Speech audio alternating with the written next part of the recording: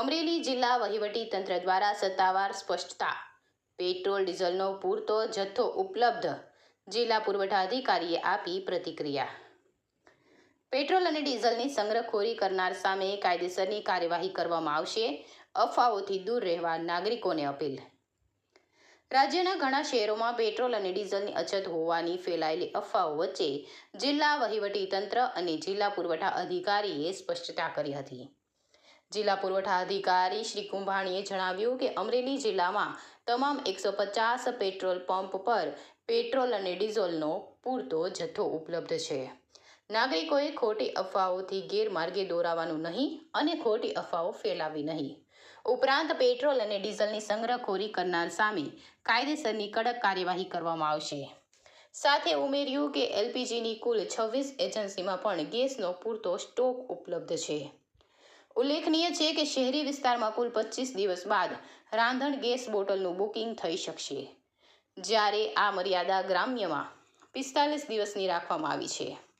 Piped natural gas connection PNG મેળવવા માટે લોકો સ્વયં જાગૃત બને અને નોંધણી કરાવે તે માટે જિલ્લા પુરવઠા અધિકારીએ જાહેર જનતાને અનુરોધ કર્યો હતો. અશોક મણવર, અમરેલી. જિલ્લા વહીવટી તંત્ર અમરેલી તથા કલેક્ટર અમરેલી વતી હું જાહેર જનતાને એક નિવેદન કરવા માગું છું કે જિલ્લાની અંદર કુલ 150 જેટલા પેટ્રોલ પંપ આવેલા છે. એ તમામ પેટ્રોલ પંપ પર પેટ્રોલ ડીઝલનો જથ્થો પૂરતા પ્રમાણમાં છે અને સમયસર જરૂરિયાત મુજબ ગ્રાહકોને પેટ્રોલ પંપ પરથી પેટ્રોલ ડીઝલનું વિતરણ કરવામાં આવે છે. એટલે કોઈ પણ ગ્રાહકોએ બિનજરૂરી અફવાઓથી ગેરમાર્ગે દોરાવવું નહીં તથા ખોટો સંગ્રહ કરવો નહીં. જેમ જેમ જરૂરિયાત ઉત્પન્ન થશે એમ આપણી પાસે પૂરતો જથ્થો હોય છે એટલે વિતરણ કરવામાં આવશે. અને સંગ્રહખોરી કરતા જો કોઈ વ્યક્તિઓ અથવા તો સંસ્થાઓ ઝડપાશે તો એમની સામે પણ તંત્ર પગલાં લેવા માટે કટિબદ્ધ છે. બીજી ગેસ એજન્સીની જો વાત કરીએ તો જિલ્લાની અંદર કુલ 26 જેટલી ગેસ એજન્સીઓ આવેલી છે. એમાં તમામમાં 1 માર્ચથી લઈને 22 માર્ચ સુધીમાં જિલ્લાની અંદર 1,10,000 કરતાં પણ વધુ ગેસની બોટલોનું વિતરણ કરવામાં આવેલ છે. અને જે સરકારે સમય મર્યાદા નક્કી કરી છે, ગ્રામ્ય વિસ્તારની અંદર 45 દિવસ અને શહેરી વિસ્તારની અંદર 25 દિવસના સમયાંતરે લોકો નવું ગેસની બોટલનું બુકિંગ કરાવી શકશે. હાલ દરેક એજન્સી ઉપર તમને એક્ઝેક્ટ વાત કરીએ તો જિલ્લાની અંદર 7,000થી ઉપરાંતનો ગેસ બોટલનો સ્ટોક છે અને જરૂરિયાત મુજબનું વિતરણ કરવામાં આવે છે, જેથી લોકોએ કોઈ ખોટું પેનિક બુકિંગ કરવું નહીં કે પેનિક મોડમાં આવવું નહીં.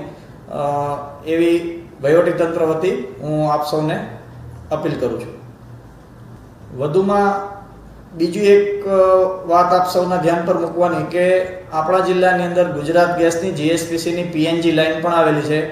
એટલે જે લોકોને કોમર્શિયલ ધંધાર્થે જે લોકો કોમર્શિયલ બોટલનો ઉપયોગ કરે છે એવા લોકોને પણ અમે જિલ્લાની અંદર દરેક તાલુકાની અંદર પ્રાંત કક્ષાએ તથા ડીએસઓ કક્ષાએ મિટિંગ કરીને સમજૂત કર્યા છે કે તેઓ પીએનજી માટે પાઇપ ગેસ લાઇન માટે પણ એપ્લાય કરી શકે છે અને વિધિન એપ્લાય કરે એના વિધિન 10 to 15 ડેઝ એ લોકોને પીએનજી કનેક્શન મુહૈયા કરાવવામાં આવશે. એ બાબતે